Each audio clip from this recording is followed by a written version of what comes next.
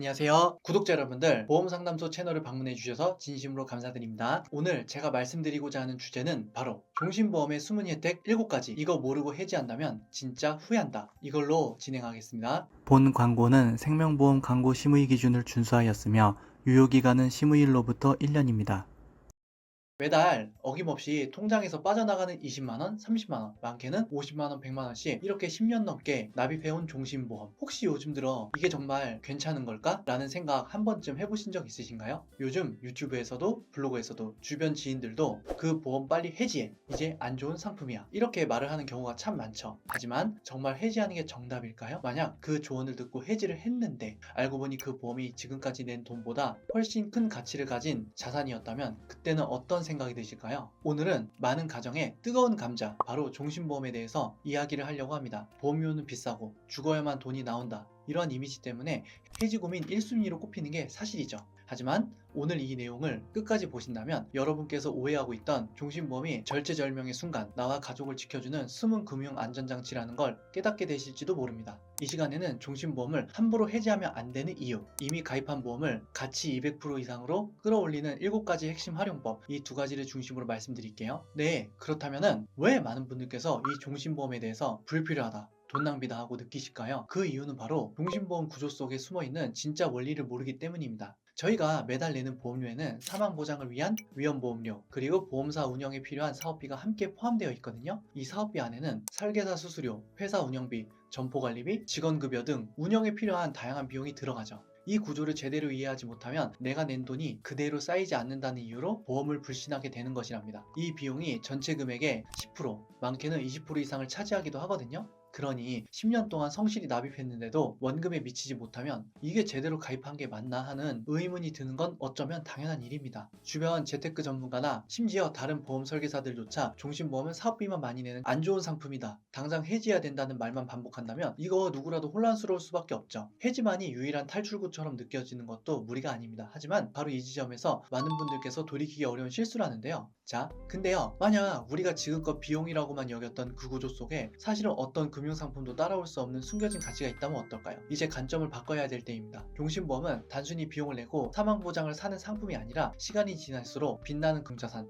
일종의 금융 타임 캡슐이라고 할 수가 있겠습니다. 그 비밀의 열쇠는 바로 보험증서 한켠에 적혀있는 작은 글씨, 특약과 기능에 숨어 있습니다. 종신보험을 애물단지가 아닌 황금알을 낳는 거위로 바꾸는 7가지 비밀, 그 첫 번째를 들어가겠습니다. 첫 번째 혜택은 확정금리를 활용한 추가 납입 레버리지입니다. 특히 2010년 이전에 가입한 종신보험 중에는 3%를 넘는, 심지어 4에서 7%대의 확정금리가 적용된 상품들이 많았죠. 요즘처럼 초저금리 시대에는 매우 유리한 조건이거든요. 이때 추가 납입 기능을 활용하면 월 보험료의 최대 1배까지 추가로 납입이 가능합니다. 이렇게 납입한 금액에도 높은 확정금리가 동일하게 적용되므로 원금 회복은 물론 그 이상으로 환급금이 증가할 수가 있습니다. 또한 추가 납입의 장점 중 하나는 사업비 부담이 낮다라는 점입니다. 보통 5% 미만이거나 아예 사업비가 없는 상품도 있거든요. 따라서 종신보험의 높은 사업비 구조를 보완하면서 효율적으로 운영할 수 있는 방법이니 이 제도를 꼭 활용해 보시기 바라겠습니다. 다음 두 번째 혜택은 연금 전환 기능이거든요. 아마 보험을 좀 잘 안다 하시는 분들은 종신보험은 절대 연금 전환하면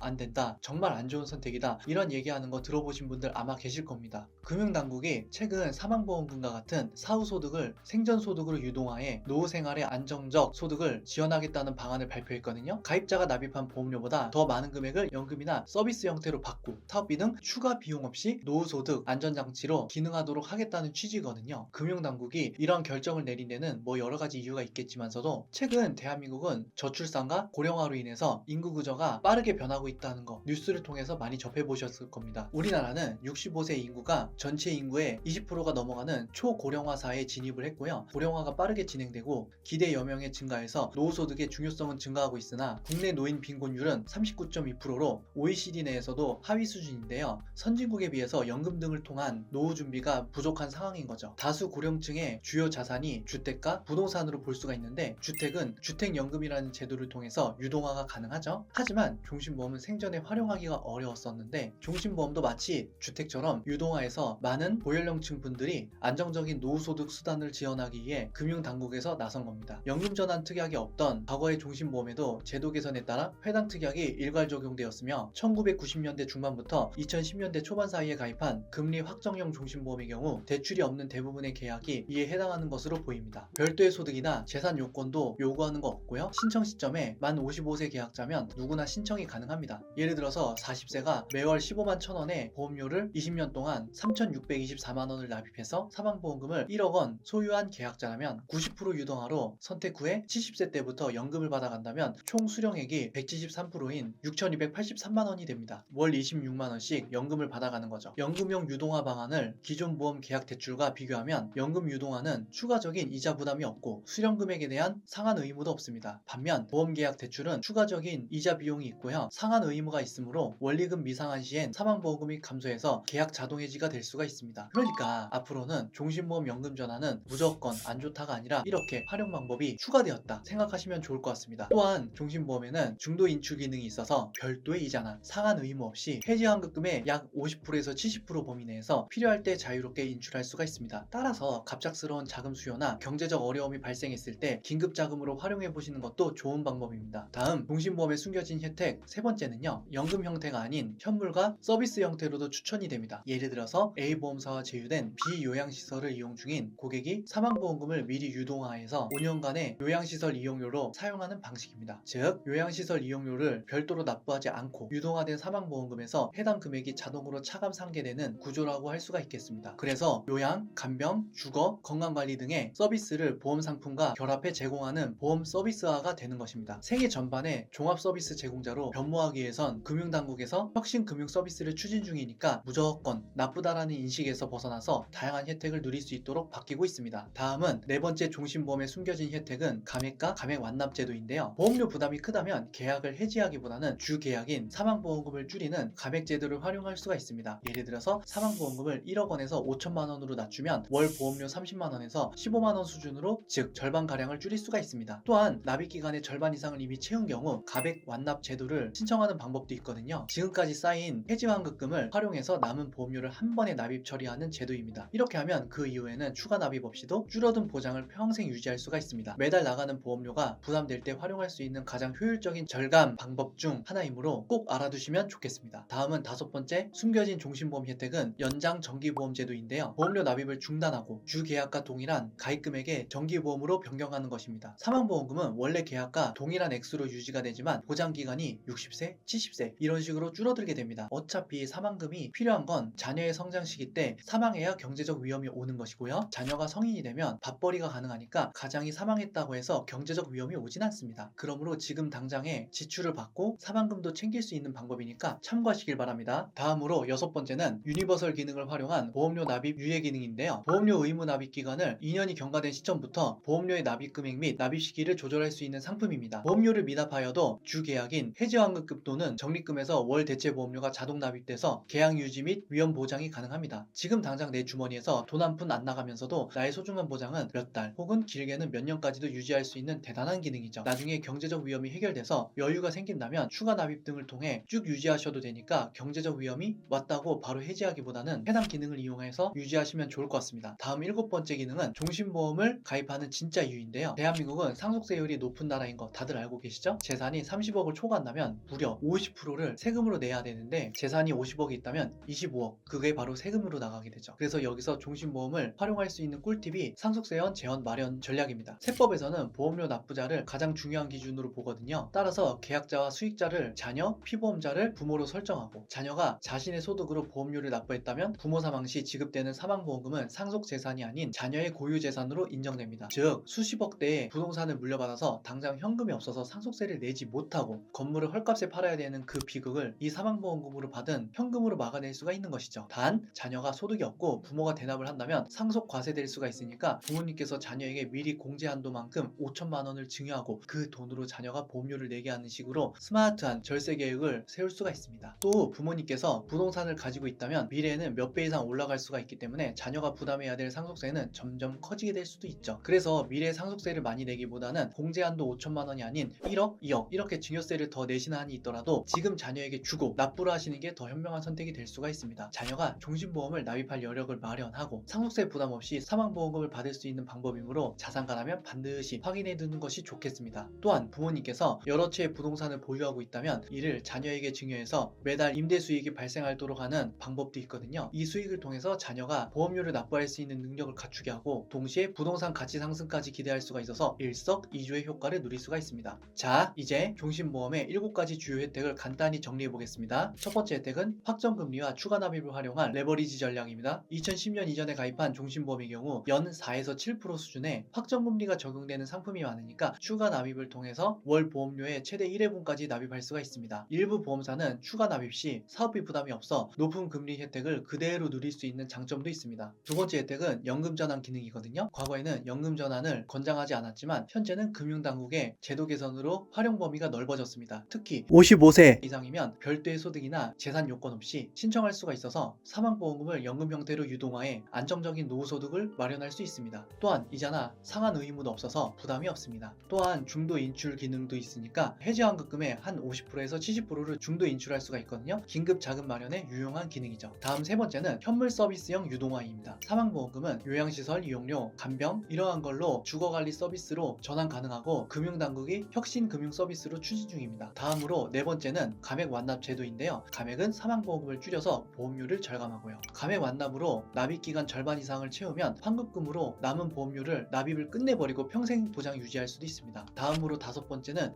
연장정기보험제도. 보험료 납입 중단 후 동일금액 보장 유지하되 기간만 단축이 되고요. 자녀 성장 시기까지만 사망금이 필요할 때 유용한 방법입니다. 다음으로 여섯 번째는 유니버설 납입 유예 기능인데요. 2년 이상 납입 시 보험료 시기 금액 조절이 가능한데 미납 시에도 적립금에서 자동 납입해서 계약이 유지되니까 경제적으로 어려울 때 사용하시면 좋을 것 같습니다. 다음으로 일곱 번째는 상속세 절세 전략인데요. 계약자 수익자는 자녀, 피보험자는 부모로 설정해서 사망보험금 상속세가 면제가 되는데요. 부모님께서 자녀에게 돈을 주고 증여세를 내시거나 부동산을 증여해서 임대 수익으로 납입 여력 등을 만들어준다면 먼 미래 일에 얼마를 내게 될지 모를 상속에 대해서 절세 효과로 상속세 없이 사망금을 받아 자녀분이 효율적으로 대비할 수가 있습니다. 이러한 내용을 다 숙지하신 상태에서 해지하신다면 그렇게 말리진 않겠습니다. 하지만 이런 내용을 모르고 해지하신다면 나중에 후회할지도 모르죠. 그러니까 금융 지식은 아는 만큼 보이고 아는 만큼 나와 내 가족의 미래를 지켜줄 수가 있습니다. 서랍 속에 잠자고 있는 여러분의 종신보험 증권을 한번 꺼내보시고요. 오늘 제가 알려드린 7가지 비밀 기능이 있는지 살펴보시길 바라겠습니다. 그리고 이 영상이 단 한 명의 친구에게라도 도움이 될 것 같다면 주저하지 않고 구독, 좋아요, 알림 설정을 부탁드리고요. 주변 분들에게 공유를 해주시면 좋을 것 같습니다. 영상을 만드는데 저에게 큰 힘이 되거든요. 여러분께서 종신보험에 어떤 숨겨진 기능을 발견하셨는지 의견을 공유하고 싶다면 밑에 댓글로 적어주시면 좋을 것 같습니다. 저희 보험상담소는 30개 이상의 보험사를 비교해서 최선의 선택을 할 수 있도록 가입을 도와드릴 수가 있으니까 만약에 보험가입이 궁금하시거나 보험증권 분석 및 리모델링을 원하신다면 더보기를 누르시면 카톡 3당 링크 창이 있으니까 거기로 오시거나 위에 연락처로 전화를 주신다면 도움을 드릴 수가 있습니다. 그러면은 영상 여기서 마치고요. 인사하고 마치겠습니다. 안녕히 계세요.